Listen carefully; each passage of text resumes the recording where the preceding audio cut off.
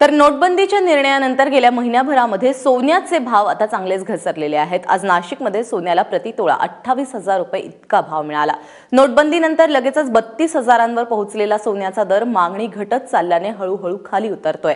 यामागे आंतरराष्ट्रीय बाजारपेठेतील चढ उतारही कारणीभूत असले तरी रोख व्यवहारातील मंदी आणि घटत चाललेली मागणी यामुळे हे दर घसरल्याचं सांगितलं जात आहे।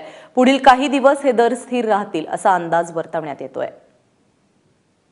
सोन्याचा भाव आत्ता पडण्याचं कारण म्हणजे मागणीमध्ये झालेली घट हे महत्वाचं कारण आहे। कारण की जे डिमोनेटायझेशनचं निश्चलनीकरणाचा पाऊल सरकारने जे उचललंय त्याच्यानंतर काही प्रमाणामध्ये रोख व्यवहार जे आहेत हे कमी झालेले आहेत। आपण जर का बघितलं तर भाव साधारणतः 29,000 ते 31,000च्या दरम्यान गेले 1.5-2 महिने फिरत आहेत आणि जास्तीत जास्त भाव हा साधारणतः 32,000पर्यंत 8-9 तारखेच्या सुमाराला गेलेला होता आणि तो आता पुन्हा जवळजवळ 28,000च्या दरम्यान आता आलेला आहे।